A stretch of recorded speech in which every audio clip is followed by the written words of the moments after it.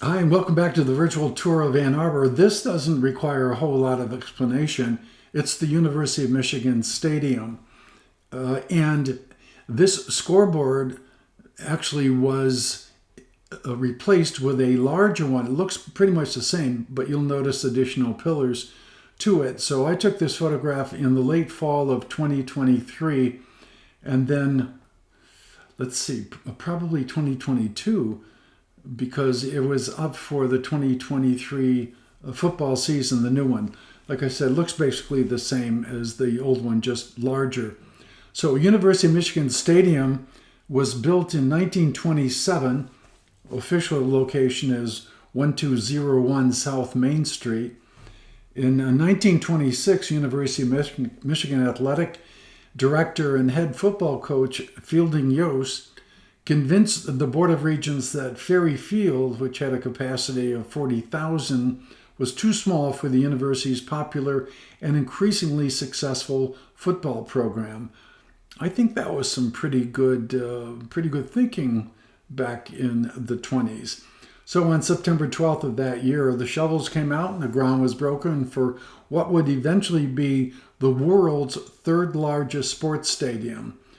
Today's 107,601 capacity is eclipsed only by India's Narendra Modi Stadium, which has a capacity of 132,000, and North Korea's Rungwado Mayday Stadium, which holds 114,000.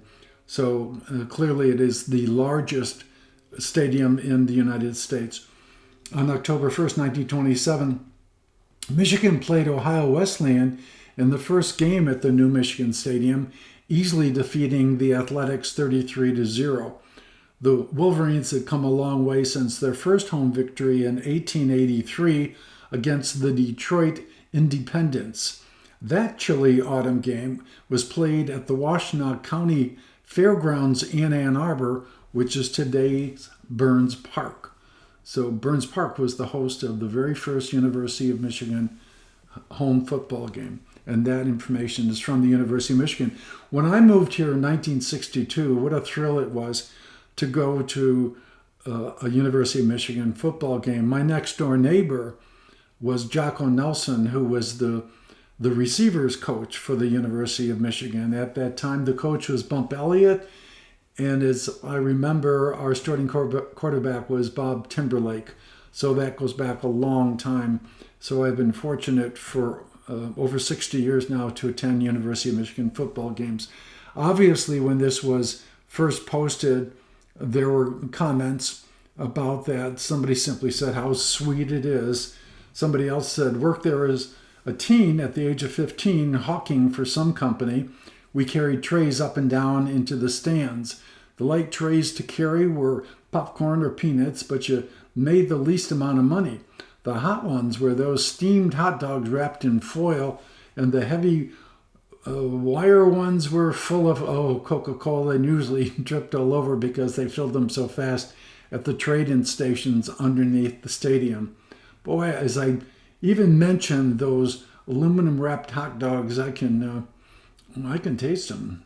It was very good. Somebody else, rightfully so, said M is for money. But it also benefits not just the football program, but the whole athletic program, and certainly the city of Ann Arbor benefits every Saturday when there's a home game. Somebody else said football, basketball essentially provide funding for all of the athletic programs, and that's a good thing. 1927, what was happening in the world in 1927? At that time, Trotsky is expelled from the Russian Communist Party. Charles Lindbergh makes the first nonstop solo transatlantic flight. Lindbergh went on to have quite a controversial life. In that year, Belgium astrophysicist Lemaitre proposes the Big Bang Theory. This was way back in 1927. It is also in that year it's ruled that bootleggers must pay income tax by the U.S. Supreme Court. Interesting times, interesting times. All right, there you go. University of Michigan, go blue.